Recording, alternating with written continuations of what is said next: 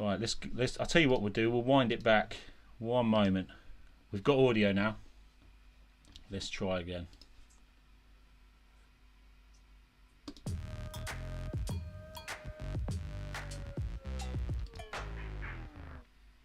Good evening and welcome to Phil Goes Deep. This is part deux of the intro for Instant Scan part deux. Excuse the French. On tonight's show, we have got two very special guests I'm pleased to announce. And with audio, I'm going to bring them in and let them introduce themselves. So I believe you should be on the show live. And apologies for technical difficulties as always.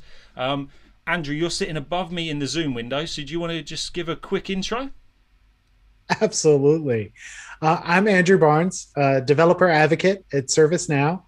I have been developing on the platform for about 7 years, and I specialize in building integrations, custom apps, and managing large-scale development. And you can find me over at developer.servicenow.com. And super excited to be here talking about Instant Scan and Quebec features. Excellent. Thank you. Mark, do you want to go? Yeah, Mark Roethof, working for Quint Technology as a platform architect in the Netherlands. And now into ServiceNow for a bit more than 4 years. Yeah, loving it a lot. Yeah, great to be here today, diving again in a bit more of Instant Scan. So yeah, great. Excellent. And thank you both for joining me tonight. Once again, apologies for the technical difficulties. I always expect them. And tonight we had some, so that's good. We tick one thing off the list already. In terms of Quebec and Instant Scan, for me, this is one of the biggest features that was coming out. It was kind of mentioned Orlando, Paris, and I was like, nothing in the release notes. And then Quebec, it was announced, and I thought, excellent, right, can't wait to get into this. And then I found out from Mark, actually, it's been there in Orlando or Paris hiding. So, Mark, you've got a bit of a head start on Instant Scan. So, you know, where do you see this fitting into the ServiceNow? I don't want to say the ecosystem, but in terms of, you know, as partners or as customers, where's Instant Scan going to fit in for you? Where do you see it being used? Well, I think it's usable for everyone. If it's a partner or if it's at the customer themselves, it doesn't really matter. It's just you get a really powerful scan engine with which you can interrogate your instance basically, and you can check for things like, well, improving release upgrades, assessing instance health, but also accelerating DevOps, doing automated code reviews, but also centralize your best practices. Well, and we can go on and on and on about this. So yeah, it's just a really great subject. I mean, don't get me wrong. Every release, a lot of new things are introduced, which are really great. But like this with InstaScan, for me, this is really core and really essential. It's yeah, you really need this. And like at our company, we did had our own kind of health scan, health check, but now this is out of the box. It's standard activated on every instance. There are no additional license costs, and the scan agent is just so powerful. So that's also why we at Quint are moving away from our own custom health check, and we're just embracing now the ServiceNow out of the box InstaScan. Yeah, it's just lovely. Yeah. Yeah, it's great to see someone else share that excitement of Instant Scan. So, Andrew, from a developer advocate perspective, is this something that you get a chance to play around with? And are ServiceNow using it themselves on, is it like now on now? Or where does Instant Scan fit in for you? Yeah, so I have gotten the pleasure to play with this. Hilariously, I was playing with this in December and January of last year. for the Orlando release. And I was visiting, y'all know him most likely, Jace Benson. So I was doing a little tour. It was the last trip I actually took out of my city last year before COVID hit. So in February or January and February, that time frame. And I had wrote this really long blog about Instant Scan, and it got published because I have automated publishing for the blog, and I had to pull it out because they parts of Instant Scan weren't ready for Orlando, and they didn't make it into the release, and so I had to pull that down because it wasn't a promotable feature at that time. So I think Instant Scan is really important. I think developers are going to find a lot of value in different ways with it. And are we using it internally? I'm not sure how widely it is used internally. We've been using the precursor to Instant Scan, so the health check engine that we've got that was part of a professional services engagement. I know we are using that tool internally for a bunch of instances in teams, and I don't know if they've started the transition to using Instant Scan or not. But I foresee them doing it if they haven't yet.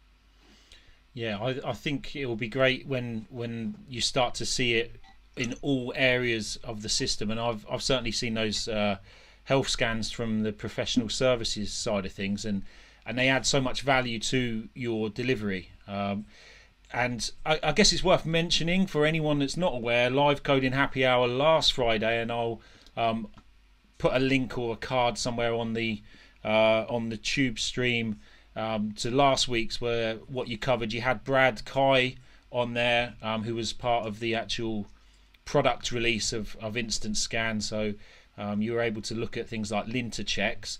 There's a little bit of a gap in the documentation at the moment. Andrew, have we got any? There absolutely is.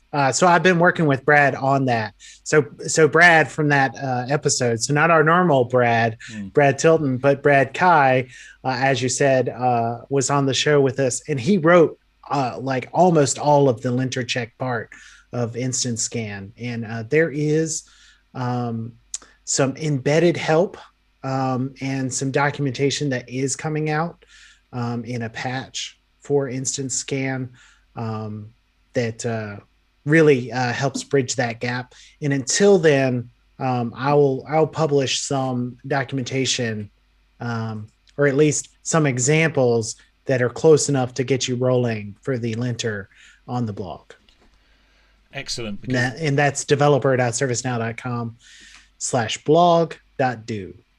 Exactly, and I'll share that link and make sure that's in the description. I don't think I can link to external sites at the moment. I'm not that. Which is a ServiceNow instance. So that blog.do gives it away a little bit, but the developer site is a ServiceNow instance. And I think it's had a facelift, right? It's looking a little bit. It's looking a little bit more updated as of last week or this week. It did, and in fact, I was the product manager for all of the dev site for the 6 months leading up to this release that happened last week. So it did get a facelift and some interesting new features, especially once you move to Quebec for your PDI.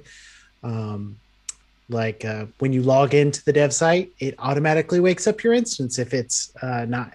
And will automatically log you in if you use the links from there. And we're really just trying to start building or something like that. That start building button will like take you right into your instance, which I think is great little quality of life improvements there. And if you have other ideas to improve the dev site for you, the audience, developers, please share those to the advocate team. So you can put a comment on a blog or one of our videos, or just send me an email. Excellent, and it's certainly a great resource. You know, checking APIs, all the now component stuff is very well documented on there. So can't wait for instant scans. And it's all built with now components. So I thought it might be. I was kind of leading to is it or isn't it? It looks like it is. It is. Yeah, I thought it so was. all of the parts that got refreshed last March are now components. So the main site and navigation. Some of the side things like the blog are still statically rendered HTML. But we're going to convert that over this year to now experience as well. We're actually going to build the blog using UI Builder. That's what we want to hear. That's exactly, we want to see it getting used now on now, basically. So yep. I think without further ado, great intro, great chat, and we'll continue that chat through the... Let's start the building, right? We're not quite sure what we're getting into, but I want to make sure the screen share works and all of those technical challenges that I seem to be faced with. So if I just share the screen on Zoom to you guys, and then if I just pop us in, you should be... Let me hide self view. We don't need to be there twice. I've got Andrew and Mark in the corner to my left. Yes, there. Excellent. So you should see my PDI. And for anyone who hasn't got Quebec on their PDI yet, not sure why you wouldn't, but if you've upgraded to Quebec patch 1, even the landing page now is looking a bit fresh as well. So some of the App Engine Studio stuff is out now, but let's not get distracted. We're talking about Instant Scan. So Instant Scan you can find in the menu. Instant Scan, I've already favorited it actually. And we've got check, suites, results, findings, dashboard, table cleanup.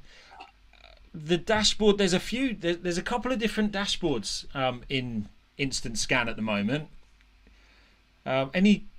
Any kind of comments on that, Mark, from the digging around you've been doing? Mark's got comments on the dashboard. So if I could say to all, apply this.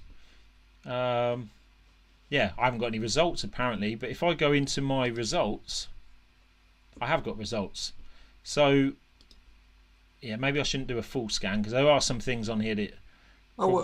Maybe just one thing in between. If you go to the scan result list view.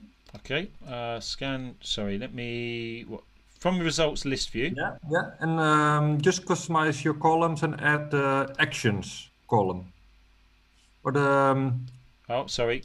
Yeah. Personalized list. Is possible. Yeah. Both is possible. Action. Yeah. But we're not trying to. This is a nice hidden one. I didn't even know it, but now you'll see this is actually a UI action. I didn't even know it. Yeah, it's a hidden field type and it's I imagine the default value is the sys-ID of the UI action. Yeah, and you can do one or multiple, but I didn't even know it. But this was anyway the dashboard that you were going for, so I thought let's just add this in. So we go to the results, and from that result, then I get a dashboard of that result. Okay, and this is where we start to see some progress, perhaps, within our instant scan, because we've scanned it now. But if I do a new scan, rescan it, for example, was that a full? I hope I haven't clicked on full scan, but that scan, it runs in the background. So me closing it I haven't lost it. It's running. I think this should start to give me a bit more information because I've got the first scan and then I've got the next scan, and hopefully we start to see improvements or we see degradation. Yeah, and that's also like this scan result dashboard compares the scan with the previous scan, like, well, the same target and the same, so it's really comparing the correct scans to with each other. Like if you go to, and look at the first dashboard that you touched on, that will just show everything. So that's a bit tougher. Yeah, that dashboard which you're showing now hasn't got that real distinct difference between all scans. Well, if you go to the scan results dashboard, that's a really nice one. There you can actually compare all the correct scans with each other. So I think it was this one, results dashboard. Maybe the new one's not finished running yet. I think I went for a full scan. Yeah, this is the first one. Can you sort the number differently or the updated differently? Because you opened result 1. Yeah, it was result 1. It was for Yes, combo 101. So I just right-click show matching on combo. Combo's like my target, is it? Can you open scan result 23? Yeah? Because I think in that one you should already see the dashboard, the results dashboard a bit better. Okay. Even though it's in progress, that doesn't matter. Now I see my previous scan. Okay, so the other one was looking at my first scan. It can't see forward. Yeah. You can only see back to the last previous scan. Yeah. Okay. So it's not finished running yet, so we can't judge this. But that's what we want to see. We want to see a downward trend in average of findings over time. A finding is a bad thing, right? A finding is something that we don't want to have coming up in our scans, and something we want to take action on. It's a thing that we should investigate. Okay. It may not be a bad thing. It's a thing a human should inspect to decide if it's a bad thing or not, and then make a plan for remediation or decide it's not a bad thing. So you could adjust your scan, right? Your checks. Right. You could say actually you can adjust. Right. So if your check was too broad, you use the finding to narrow it down. And you can mute the scan, or you mute the check. If you mute the check, that means stop checking this thing. You can. So you mute a finding. Yeah, Okay. because muting a check was possible with the Paris release, but that's deprecated. Okay. I guess you would deactivate it if you want to mute it. You would say. Yeah, that's a good one, but you've also got the out of the box scan checks, but you can't deactivate those because they're read only. So that's something to keep in mind. Okay. Yeah. So this is the first proper release. So we see this stuff come out. Like there's scan task in there, but scan task it's not even on the menu, right? That's like chef special right now. You can use a scan task to take that action on the finding and say, actually, I want this to be investigated, looked at. But from what I can tell, there's no real workflow around that right now. It's very much just, here's a task, assign it to somebody. Yeah. So that's an area that you could build out if you're ready to go with this in Quebec and you want to start actually doing stuff with your findings. Should instant scan run in production? Well, it can be run in production, and I think I touched on it in the live coding happy hour of last Friday. I also created a suite with scan checks for data. So actually, which you typically would run more on production because it would be about task data, groups, incidents, whatever. And that's typically on production. And just to bring possible issues in your production instance to the surface. So you could for sure run it on your production instance. And obviously you can also easily schedule it, so you can just schedule it in off hours or something at 4 in the morning or something. I was just thinking. I don't think that there's. Oh, no problem. I don't think there's any downside to running the instant scan in production. So it's not like ATF where we don't advise you to run it in production because there's lots of overhead that goes in with ATF. And you shouldn't be testing in production. Even though I've got a shirt that's very funny that says, I don't always test, but when I do, it's in production. But for Instant Scan, a lot of what you're doing with Instant Scan can be useful against production data. Yes, you want to do like the deep, like you wouldn't do linting scanning in production. So I think my answer is it's okay to do instant scanning in production, but also it should be things that should be done in production are the ones that should be done there. The ones that are helping a developer during their development cycle, no, those shouldn't be run in production because you're not doing development in production, hopefully, and therefore you don't need those checks in production to be run there at least. Yeah, and I was thinking about the scan task because you're not really going to work a task in development or test. You want your task in production. So yep. in some ways it's kind of, you've got a little bit of like fingers in two pies there, because you want, like you say, some of the stuff to be running in production to keep an eye on your production environment to make sure things are healthy there.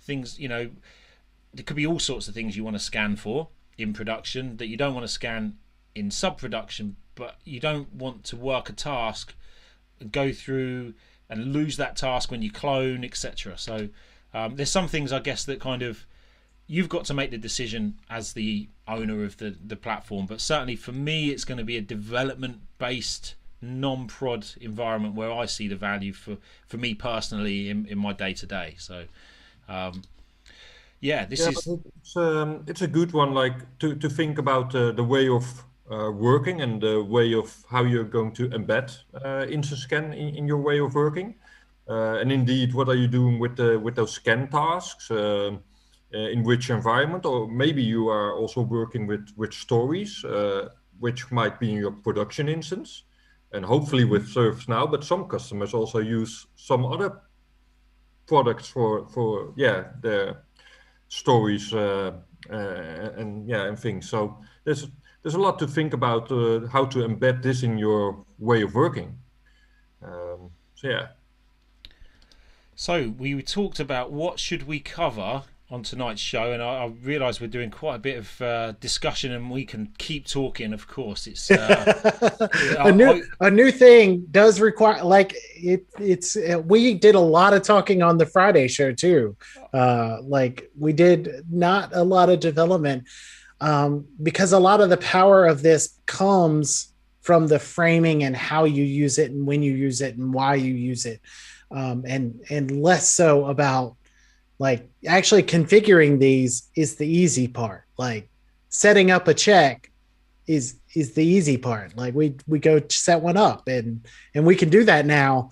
But I think the real value to customers and the platform owners and the developers is the discussion we've had. So yes, it is a little chatty, but it's also where all the beef is here is in the discussion. Yeah, no, and probably this is what we should be doing, right? Before we just jump in and develop, we should be talking about it. What is the problem we're trying to solve here? Of course. So maybe we're setting a good example in some ways. But we talked about maybe doing some undocumented APIs. So Mark, you kind of suggested there might be some things that are going on in the background that haven't been truly exposed. I know we talked about there's a gap in documentation, but there's maybe something lurking that we might want to have a dig around on. Ooh, yeah, there's so many things I was searching for, and some I already put in community blogs or articles. What might be a good one? I don't know. Can we go to the scan findings? Maybe that's an interesting one. Okay. And if you just open a random finding, doesn't matter which one. And if you open here the XML, show XML. Because you've got some fields here like score max, score min, score scale. And I don't know how the calculation exactly works yet, but these values actually make that another table is the score is being tracked for your instance scan. So Okay. for example, manageability will have a score of 95% and performance will have a score of, I don't know, 87%. But these fields are influencing it. But how the calculation exactly is, I'm not sure yet. I haven't done. I haven't found any documentation on this also. But these three are interesting.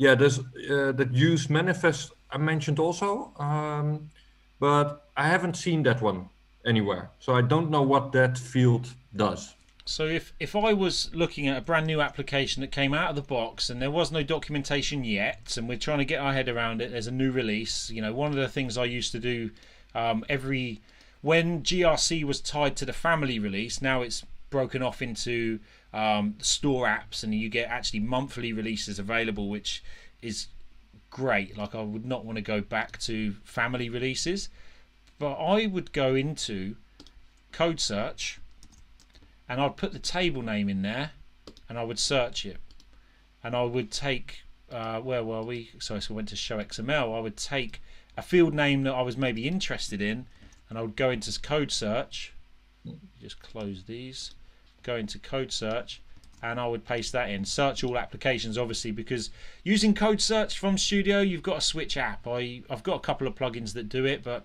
I don't think anything does it quite as well. But actually, I've got 3 results in here. So I've got some business rules, I've got some UI policies, and I've got some access control. So probably the business rule is one of the more interesting things. That's the trigger stuff. But code search doesn't search everything either, so I can't rely on it entirely. But it gives me some clues. Where is this thing being used? And then we kind of go down a few rabbit holes and come out the other end, hopefully, at some point. But this is an approach I take to try and figure stuff out that's undocumented. So, you know, let's see here. Abort if table is blacklisted. Okay, so I didn't know that tables could be blacklisted, so now I'm learning something, right? What does blacklisting mean? Is that something that you choose? Is it a setting? No, I haven't seen a setting for this, but I have one into this into this business rule a few times. But yeah, I got like it's also mentioning another that scan util, but we can't access that one. No, I've tried it. I think I've tried before. Try a few ways into this. It's not letting me, you know, JSON.stringify. Does that work? No, I just get an object back, I'm pretty sure. Let's just see. Let's try it. But you tried it. I'm trying it. No, it's an object. And then this is options on my object. So, okay. Sorry, Mark. But this is a good example of the exploring and the digging around, right? So this is nice. So go on, sorry. Go on. That's a very similar pattern to how I approach this as well. So even though so that's the same pattern I used when I was a customer, and a partner is exactly what you did, which was grab the name of the thing, grab the table, grab a field, see if I can find a function name, and use code search and attack it that way. And it's still my go-to. So one of the things that I have access to is, our full code repository, and I don't go to that first. I do it still as as a customer developer will experience, so that I understand where the barrier of what they could learn is versus what what's actually behind under the hood in ServiceNow Java land. Yeah, you've got a lot more power in your toolbox now, Andrew, being on part of the mothership. So is there anything more we can do to look at these things, or is it kind of actually you should wait for the docs? I know there's probably two answers to that. I don't mind, doing exactly what you just did, which is find all of the information and examples and data that you can get to. And then how you use that information should be based off of how risky and how unsupported the thing is that you're doing is, right? So, should you use undocumented APIs?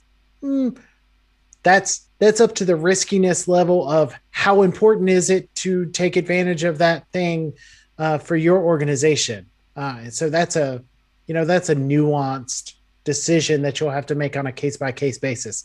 I don't say, no, you should never use them, or yes, you should always use them, but it's, understand the risks when you find and use undocumented APIs, and the debt that will accrue because it can change out from under you with no warning. That's the biggest risk with undocumented APIs, right? Yeah. So for the documented APIs, ServiceNow has to let you know and have a plan for how to move towards a new version if they're going to change how an API works. But an undocumented one, they could turn it off. They can completely change what it accepts. They can completely change what it returns with no warning. Yeah, so in that sense, you shouldn't use them, because if it breaks, it's your own fault, and there's no ownership there. I've just checked the chat. Brad's on. Brad 1, not Brad 2. Brad 2. He said, "Where's UI Builder?" Yeah. That's funny. Yeah, I know. I'm taking a break from UI Builder, Brad. It's time to go back to Instant Scan. Jace is here as well. Hey, Jace.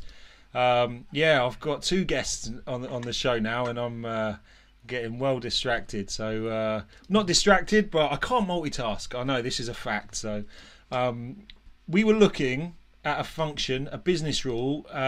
Mark, you said this is a business rule you've come to a couple of times. So yeah, I think this I came on this also with the task table. So somehow the task table is blacklisted. I don't know why, but okay. So if we run that on scan, it's scan underscore task. Oh, just the regular task table. Oh, I see. Oh, okay. I guess because, yeah, okay. This is the thing, right, about undocumented stuff and trying to figure it out. You've got to find your own narrative to things. You've got to say that function there is blacklisted table. Okay, there's now a concept called blacklisting of tables. Let's try and make sense of it and put our own context on it. Why would they blacklist the base task table? I can only expect because there's so much volume on there that they want you to be class specific and say you can interrogate incidents, of course, but when you interrogate an incident, you shouldn't be interrogating change and literally the rest of the universe at the same time. I mean, it's a performance thing to me, I'm assuming there.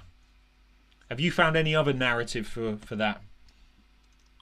Well, it depends also like which scan types you're using, because if you're just using the table check, that performs so quickly. So yeah, I wouldn't assume there would be issues with that one. But if you are using the script only check, for example, no, not the script only check, the other one, the column type check, that one can actually run for minutes. The same like the linter check, that can really run for minutes.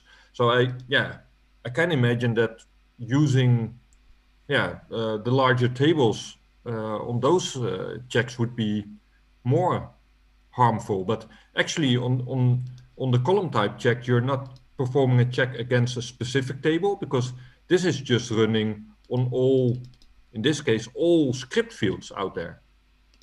So I'm not sure where this blacklisted fits in. I'm not sure yet. I'm just creating. Yeah, I don't have a great narrative other than it's likely some performance related reason.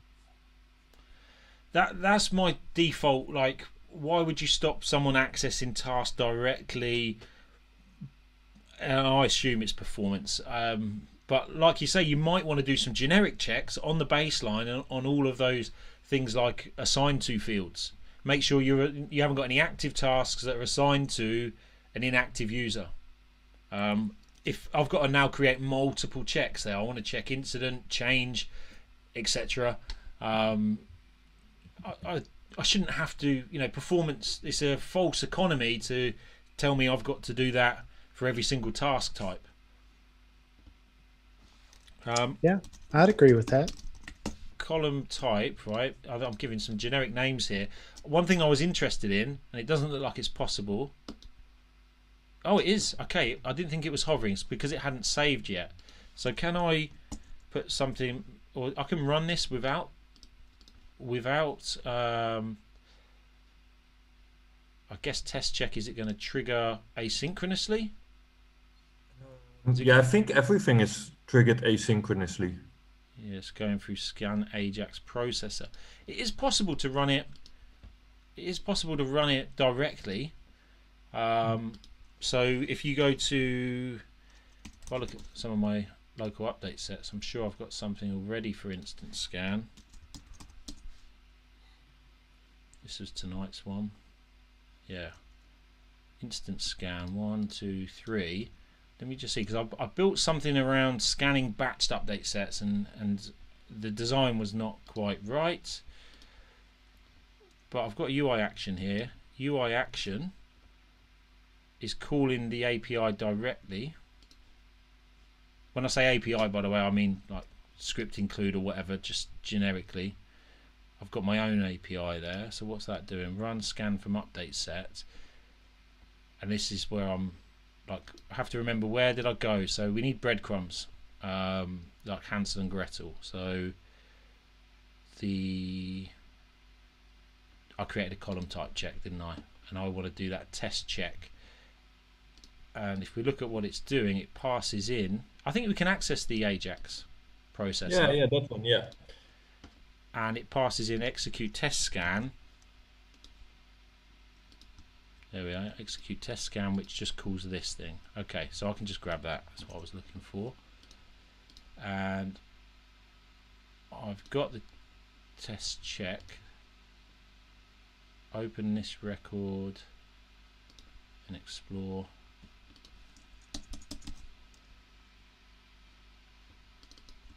So that's my sysid. Table name. Why? So what happens on that one? Did I miss something? Is it passing in table name as a parameter? Let me check. This one's the test scan, right? Yeah, because it's an extended. Because these checks extend a check table. I've not got that in the data model yet, so I've built out a couple of things here. Yeah. So because you can copy the sysid from this one, because you need the sysid from this column type check. I've got that here. Yeah. Table name is scan instance. No, scan column type check. Okay, yeah. Nice. There are some really nice, sensible names for things. I'm not sure if you actually need that table, because eventually all the 4 different scan checks are, you've got the scan check table, and then the extend. They're extended off the same base table. And so the sysid will be at the parents level anyway.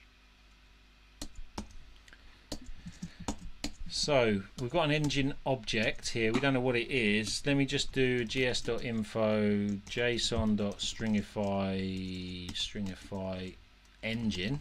I mean, I'm not sure. Let me put something in front of that. I'm just wondering whether script debugger fires on this. Can I access script debugger if I call that scan directly? Because that is not asynchronous there, is it? I've Yeah. bypassed all the Ajax. I'm going straight in. I'm just closing some windows down. Just you may not have seen. Feels like you'll have access. Let's find out. Click run. No. Missed it. So there's a breakpoint there. Where did you throw a breakpoint? I put it on like the line function. 1. Yeah. Let's try again. I've moved the breakpoint. No. So does it show up in here? It is there. Yeah, so it's possible that is not marked to be usable by the script debugger. No, and it didn't like me trying to. Oh wow, it's run a lot as well. Is it run for? Okay, it's run for every column. Yeah, for every script type field it finds. So yeah. So when I pass in column, this is different to. So what's the difference between this and a linter check mark? I'm confused now. I'm not sure yet. The linter check is also fairly new for me, but I know with this column type check, previously you had in the function you had finding and column value. Now you can call them both from the engine object. So you actually have the column value, which is everything from that script field. So if you use now engine dot column value and a value with uppercase, yeah, that would now be everything from the script field found. Yeah. I'm struggling there, Mark. So this scan's going to go along, and it's going to pick up all of the sys dictionary entries, I presume. It's going that are script type. Yeah. Yeah. So it's basically going into. That stopped working for me. Shift and up. Sys dictionary dot. Let me do dot filter, because I don't know if everyone knows about dot filter, but now I can just add my own filter on there. I know you guys must know about it, but not everyone who's watching. Let's try and throw a little nugget in there. I want type. Yeah. I love the accidental nuggets. Like, they're the best. You say, oh, I didn't know about that one. So type is script. Yeah, script like this. So I've got 207 script fields in my instance right now. So this scan check is coming in and saying, right, those 207. Go through them and run condition. I mean, what can we pass in here? Yeah, the run condition is also added with Quebec, and basically this just has to evaluate to true. But you could do anything, like for example, you were checking if it's a production instance or some plugin is installed or whatever. But yeah, if you just hit true, or even if you leave it empty, it will run. Yep. So if I say current dot, for example, current dot, or is it on the table? So does it have current? Is current the thing that it's evaluating against? Don't think so. What sort of conditions would you say? Oh, is this like I only run on a Wednesday, so is today Wednesday? For example. Yeah. Yeah, okay. that would be possible, or well, checking if a plugin is installed, or okay. Oh. Abstracted from the actual record itself. It's not saying the record I'm looking at, because that's down here in this kind of script. This is where we're checking the target or the engine dot. Yeah, and that would be interesting to know what more possibilities are there with that engine object, because now we only know you've got column value and finding, and with column value we know we've got the context, all the contents of that script field. But yeah, it would be nice to know if that engine object also holds information about the business rule. For example, the updated by, the updated on, and stuff like that. Because then you could make even more interesting scan checks. But anyway, yeah, we've got the column value, so we could build a check around this, like does that script contain well, GR, or does the script contain, well, something else against which you want to check? So what's the syntax here that we need? So I've got engine.column value. I assume that's the function. Well, that's basically against what you can check, because the column value just holds everything of the script field. But what so you could just build an if statement, a regex match or whatever, or yeah, engine.column value and then contains or index of. That could already be the start. But then after that if statement, yeah, this could already be the start indeed. And so now every script field will be checked if it contains GR. And if it contains GR, yeah, then now on line 5 you would have something like engine.finding dot increment and then yeah, brackets. Nothing in between. Just yeah, just like that. And now this will already create the finding for that record, or yeah, that matches. So where the script field contains GR. I wonder if I can log out, for example, string column value. Have I done that syntax right? So I'm going a bit blind here. Engine.column value.index of. Is that accurate? Index of greater than -1. That looks fine to me. And to circle back to you had a question about when would I use this versus the linting check, and Brad talked about this a little bit on Friday, and I think I can get close to an accurate answer, which is the linting check builds you a structure for the code so that you can analyze it without having to do, things like, is this inside of a comment or not? So you're doing a check for GR here. You would find that GR might be inside comments, and you'd get a finding from that.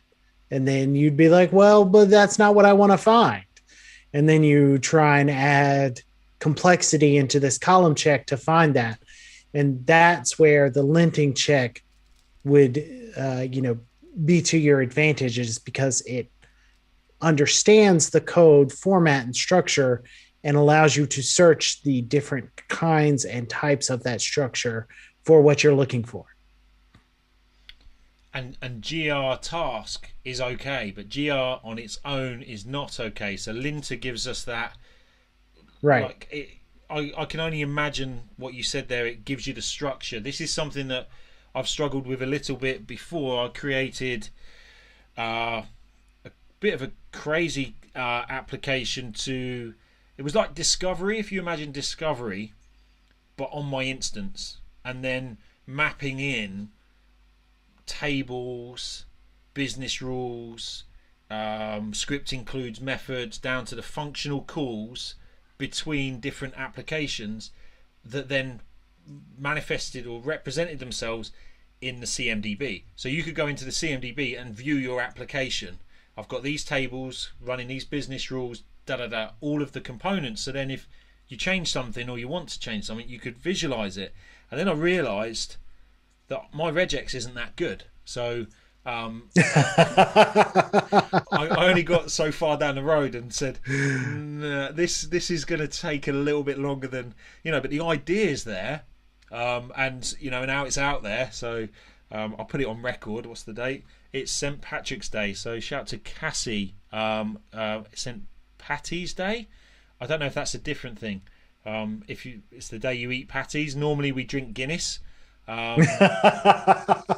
So I don't have any Guinness. I'm drinking water. But yeah, shout to Cassie. That linter check, Andrew, sounds like amazing. But how do you work with it? How do you say, oh, you're on, like, GR is not in a comment, and the rules of that engagement? Any ideas on that? So I have just enough to be dangerous. I have un poquito, little bit of information. So it's got a object off the engine that's called root node. So root, capital N, node. And then you can do .visit to traverse the nodes. So it creates this node structure and gives you this object to travel along that structure. And then you can do things like, say, evaluate each of the nodes for like get the name identifier and see if it's of this particular type. And then, move further down the node. So you could check to see if, a node has children that has a thing that it shouldn't have. And so you wouldn't find that if it's its own top level thing, but if it's buried under, or that it is a good thing for it to be buried, and that's okay. But if it's at the top level, no, you can't do that. So that traversal of that tree and structure allows you that flexibility to, actually understand that this is code and there's hierarchies, and there's, functions inside of there and comments, and actually build your checks based off that, and gives you some structure to that so that you don't have to figure out super complicated, regex for every check you want to do, which is what you'd have to do if you were using the script checker, the column checker against your script field. Yeah, so they've kind of bundled regex patterns and solutions and rules of then incrementing into the next, go to the next bit if this happens. It sounds amazing. It sounds beautiful. Yeah, and I need to learn more about it and then share that. Yeah, like please. That's a task on my plate right now.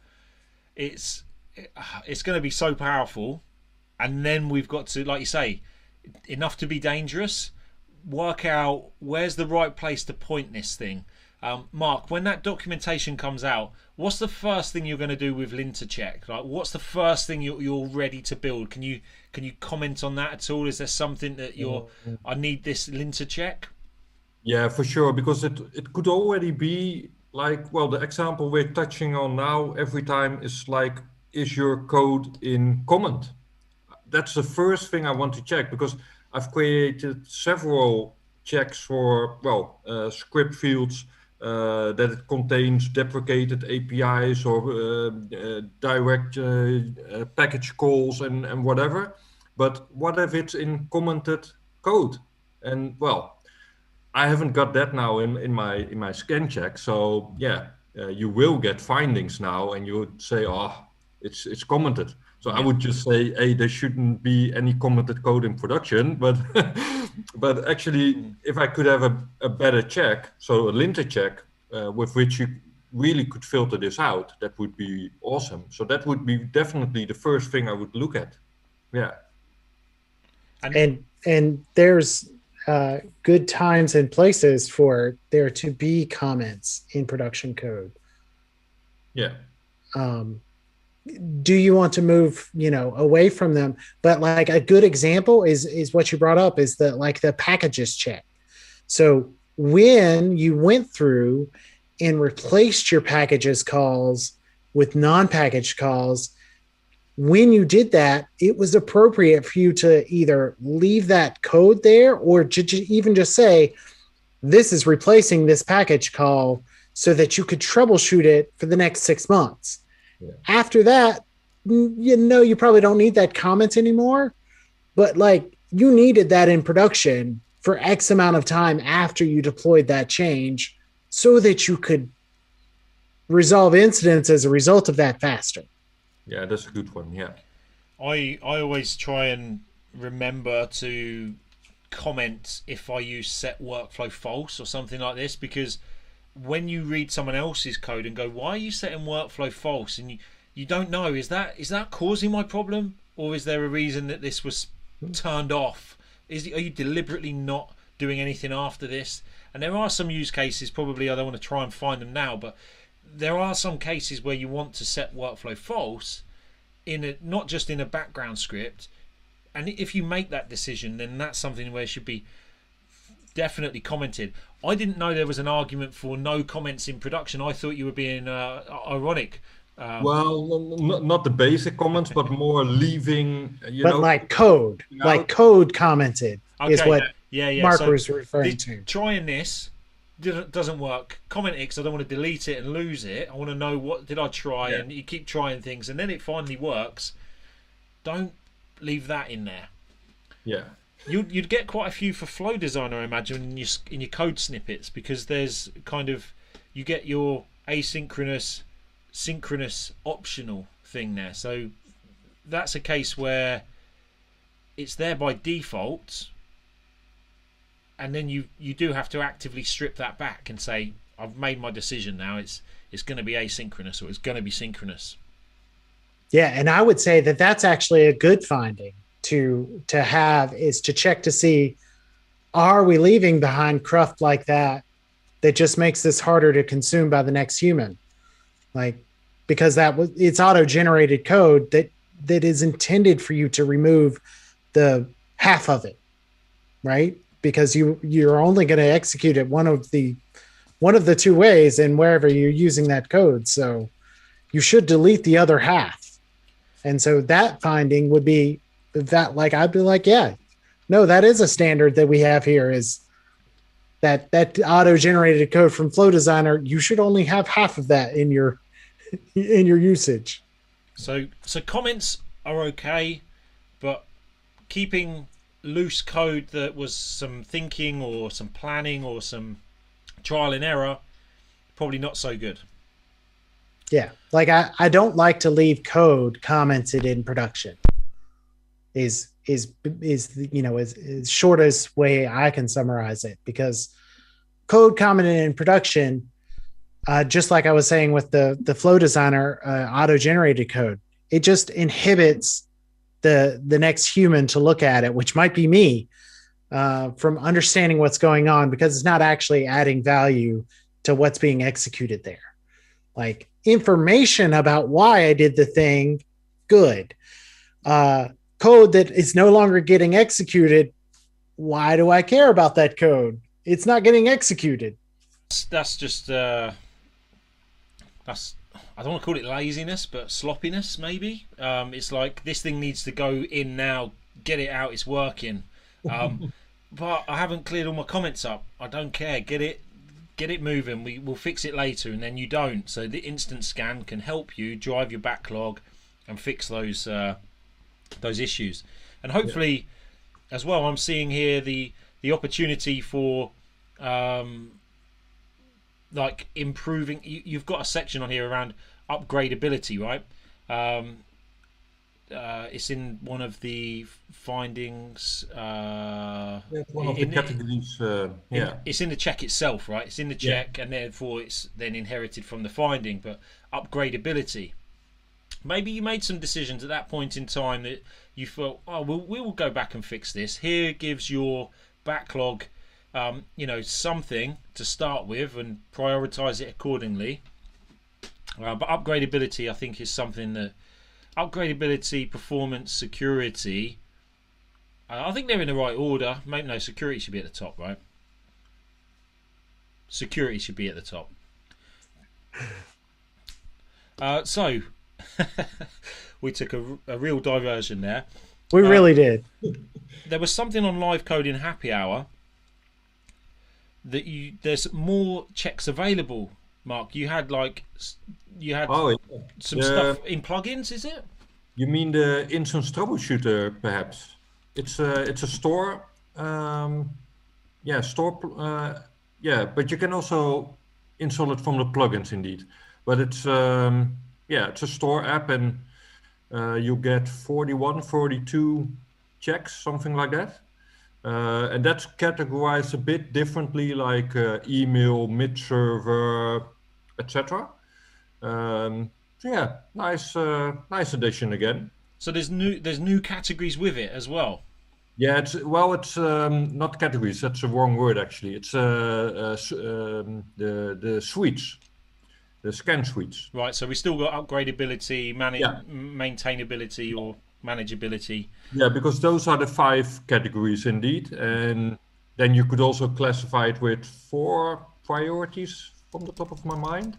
But it's more about the scan suites, because that's the container, under which you place all your scan checks, or some of them.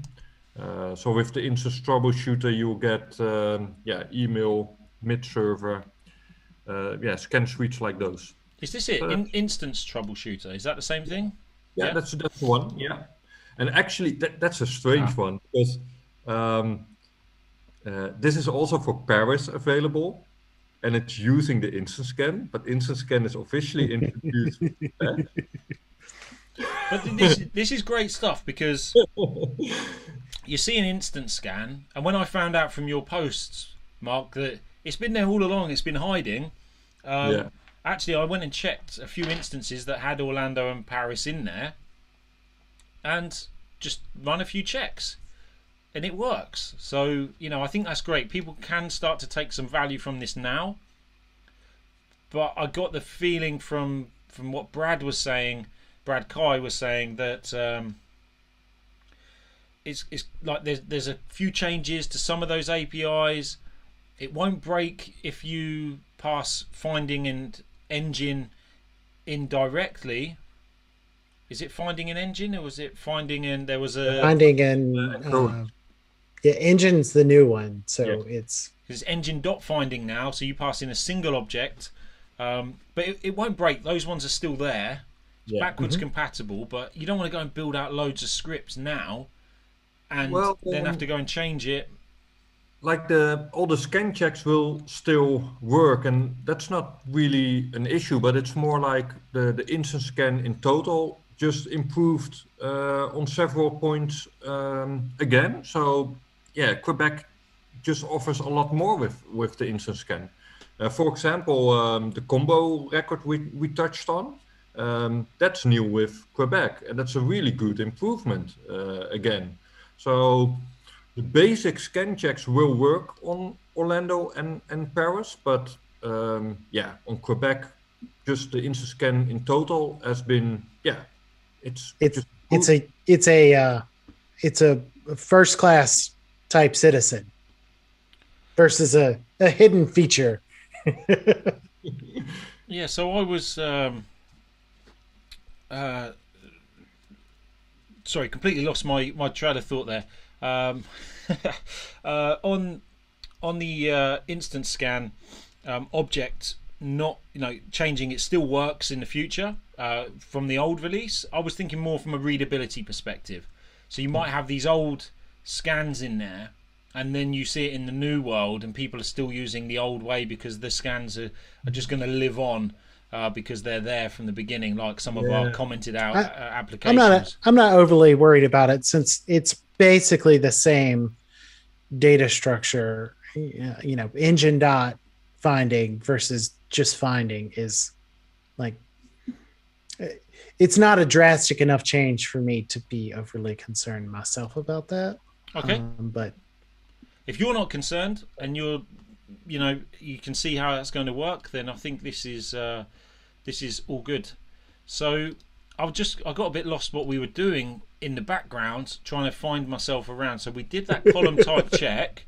This stuff is deep. Like this, I said we go deep on this channel, and I feel like we're still only at the surface. But because there's so many different avenues that this thing can permeate in your instance, in your workflow as a developer, into your just general business practices, You know, I was thinking about application best practices, thinking about coding best practices, health of the instance, so many things here that trying to maintain a conversation, talking about those things and share the screen, I got lost. But we created a scan check, which is here, type column check, and I said finding increments in there. So that's what it's, that finding increment that creates these things. Yeah.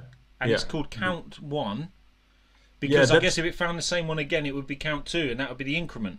Well, that's an interesting one, which I still want to find out. What else should that purpose be for that count field? Because when would that count field be 2, or when will it be 0? Because I only see scan findings with 1.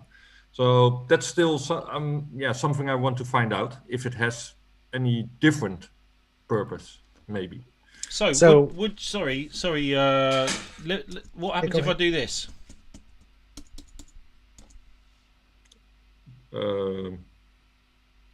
Just as it, well, why would you do that? Well, here I'm doing something as a check. Obviously, that's beautiful code there. I'm doing this as a check, and then I'm saying, but also if it's this, then it's double bad.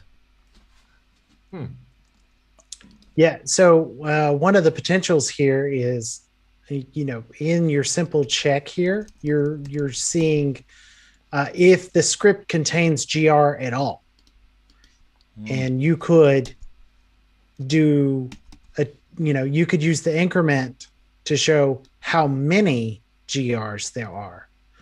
So you're doing a single check. Does it have this? And instead you could, be inspecting and looping through the data and incrementing for every finding, so that you had some sense of how many times that occurs in that script.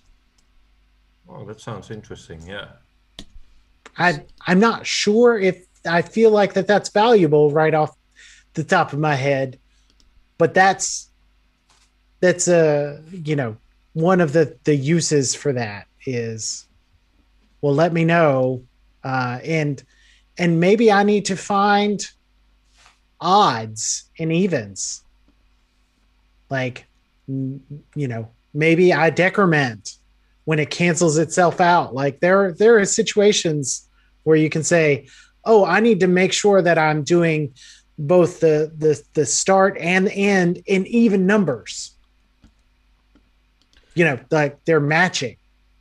And therefore, if the increment's 1, if the finding is 1 or anything that's non-zero, that's actually bad.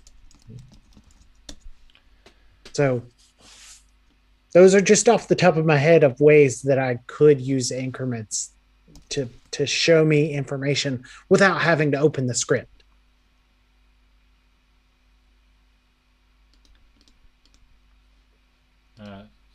So I wasn't sure what instance I was on there. Contains last hour should be fine for this.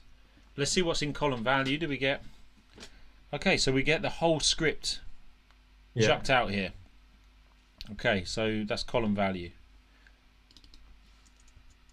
Am I getting anything else on my object? Like I can't access the engine, and it's still.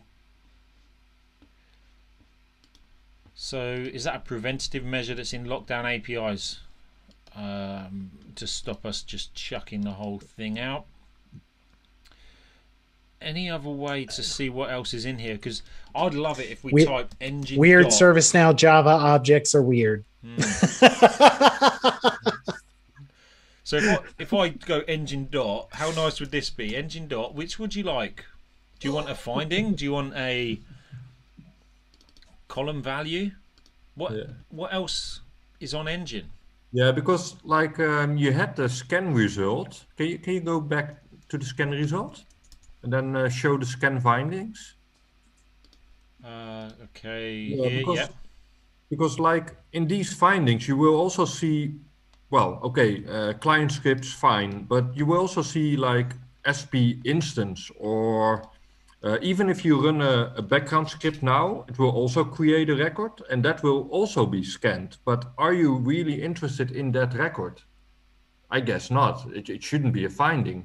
So if we know that that engine object holds more and that you perhaps can exclude certain tables, then you can prevent some of this, rubbish, because there will be some tables mentioned here that you think, hey, I'm not doing anything with this. It's automatic generated. It's yeah.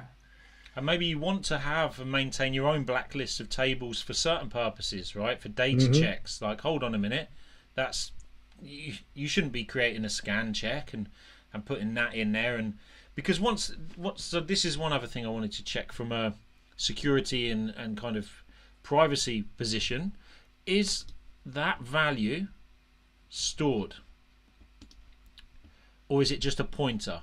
So if I said, show me anything that's got a credit card detail in, like number matches credit card format, 16 digits, something like this, and I want to make sure that the additional comments on my incidents don't contain, or my short description or my description doesn't contain a credit card number, will this kind of make matters worse by taking that value and saying, and this is the credit card number I found, and storing it like in its own record here, so now I've got the credit card number twice?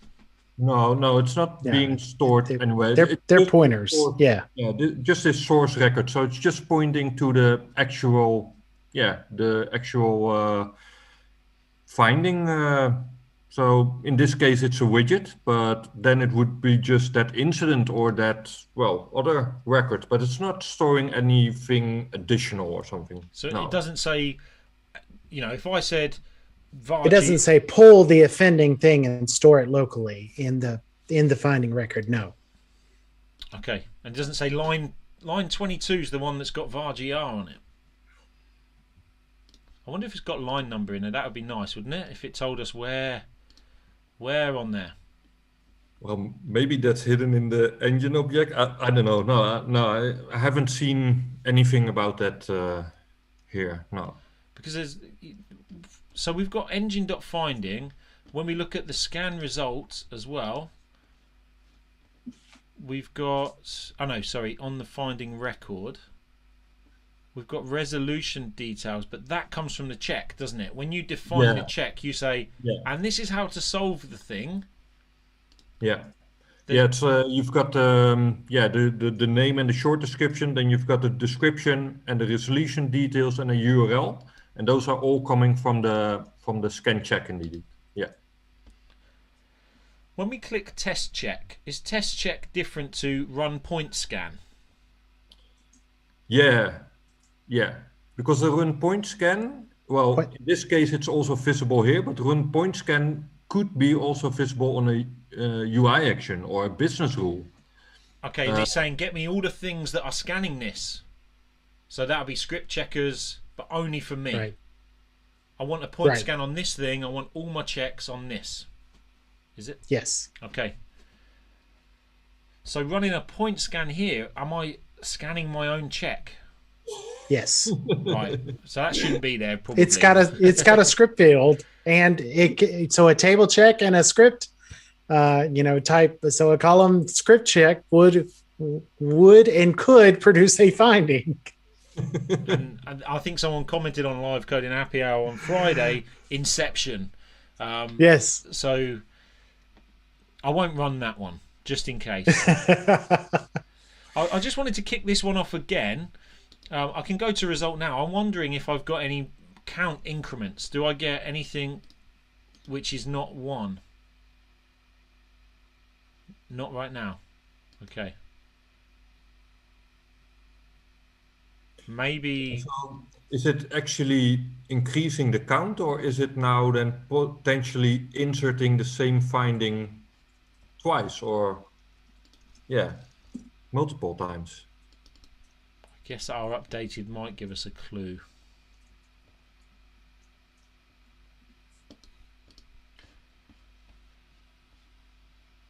They look different there. I know we don't go down to milliseconds in the logs, but they look different at the same time. So okay, so Mark, we didn't quite get to undocumented APIs so much. We're still kind of touching the surface. And he's sad. Yeah. Well, there's so much like here you've got also the related list with scan statistics, but actually that table somehow always stays empty. So I'm not sure what's hidden behind this. But what we touched on at the beginning of this show is the score fields, but those are going to another table, and that's the scan score table, because this scan statistics is a scan underscore statistics table. So yeah, it's like indeed this scan score table. It looks pretty interesting, but it's nowhere used as related list or whatever. So we do know it's influenced by those 3 score fields on the scan finding. So yeah, that's interesting to look in later a bit more, like how is that calculation exactly working. So this is an interesting one. Is there any performance analytics indicators that are already set up against instant scan? So I believe that there should be, because the dashboard should be using those for the over the time performance of the categories, so that you can tell when you transitioned from 98 to 96 and then back up to 98. So let me just So see. while I haven't seen them, I expect them to be here. Okay. Facts table contains scan. Not there yet. I think it's the answer. Unless I've done something wrong. It's been a while since pull open the dashboard. Okay. And see if they're reports or if they're PA. So go to the scan findings. Go to the instant scan. Well, just go to instant. While am I typing dashboard? I know that's going to give me loads of results. Thankfully, you had a favorite. Yes. I'll go back and type instant scan. Who was it you, Mark, that was yes, you were sharing on Live Code and Happy Hour. You did a little trick there with, like, for business rules, I think you went SS space R, right? Yeah. SS space R, and that gets you to business rules or class rules here. And that was a nice little trick I noticed. I love the navigator, like, interesting ways to get to a table or to a module there. Like, YT for they're so good. Analytics. So my favorite one is D space G. What's that going to give us? D space G. I'm not even sure. What would it be? D space G. Advanced gets me GRC. The users. Gets me in a base instance. It actually only gets me the users and groups module. Excellent. So if I want to get to users, groups, and roles with the shortest number of characters on a like flat instance that doesn't have GRC, it's D space G. That's a good one. You don't know how often that's going to get used now. So I've got in a more generic one, to get to the same space, it's I type user in space and that will probably work on yours to get you down to just that. Users. Oh, users. You need space. the S. Yeah. Sorry. Yeah, of course. But that's more characters. It is D space G. It's just a nice little hack. It's not going to change the world. And of course, you've got, it's worth mentioning SNUtil / commands as well, which allows you to do many, many other things, but let's not go there right now. But yeah, all these we could do a whole hour show on SNUtils and how it saves us time. So yeah, YT for performance analytics. We were going to the dashboard. I'm on the dashboard. Sorry, I'm reloading it. Yeah, that looked like a straight report. I have seen, it must have been a forward-looking thing that it was a PA dashboard. So So it must have been a forward-looking thing. just check here. So this is just a regular report. Oh, I see. Right, you're actually looking at the report, not the dashboard. So I was just checking that if I switch to global, I can configure this. This looks custom in some way. Like it's not quite an interactive filter. It's a UI page that's embedded, similar to some of the heat maps you might see. It's not even letting me in, is it? Oh, there we go. Oh, it is an interactive filter, but it looks different. But yeah, that appears to be just a regular report, not a PA. It's not PA, not yet. Okay, good stuff. I'm conscious of time. I said, I think it's later where you are, Mark. You're 1 hour plus on me. It's earlier where you are, Andrew, and you've got other things to do. But it's still dinner time. Is it? Is it dinner time there? What time is it? It is 6:24. Okay, so you're starting to get that. Just your belly's starting to tell you. Oh, dinner is ready. Oh, it's ready. It is, dinner is ready. Are you smoking something? On the not today. Not today. I'm gonna smoke something on Friday. So I do like to do a little use my smoker, and I've got my next cook will be Friday. I'm gonna do some a whole chicken and a rack of ribs. Excellent. I'm going to, I think, unless there's anything else to cover on the screen share, I'll switch it over to the final the final screens. Let me prepare for this if I stop sharing. And we're there. I think you're up there somewhere. You said we're on your left. No, but now you're in the... Oh, but now we're stacked? Yeah. Hello. Yeah. Let me switch then this to show self view, and then I will come out of there. Right. Excellent. So we're all on Zoom on the main screen, and we can just have a little debrief, I think, on Instant Scan. Did we tick off all our things that we wanted to do? No. Is there more? Is there there's more more hiding? Is there more hiding somewhere underneath? Yeah, it's just you need a lot of more hours, like conversations like these, because you see there's so much to explore and to find out, and it's just so interesting. Yeah, how to get even more out of it, because already Instant Scan by default is already so valuable, but just getting to know more about it, having a discussion, why are you using it, how are you using it, what's still hidden, that's, yeah, just great. And I love powerful tools that allow us to, have depth. Like you said, you can pick it up and use it, pretty straightforward. But then there's depth behind it that, you really can derive a lot more value with a little more investment in time and understanding. So I love tools that have, immediately usable, but also depth. I like games like that too.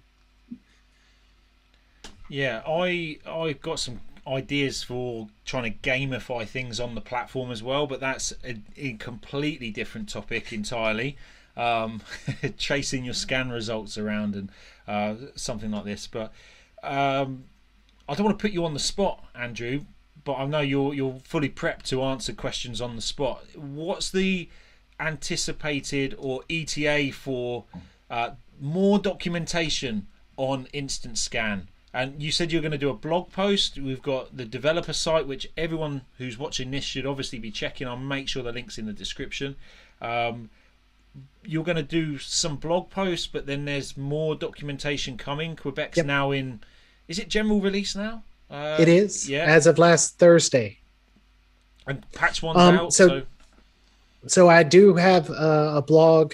I was hoping to get it done this week, but it is now set for Tuesday is my target. So next Tuesday is my target for the release of the instant scan blog.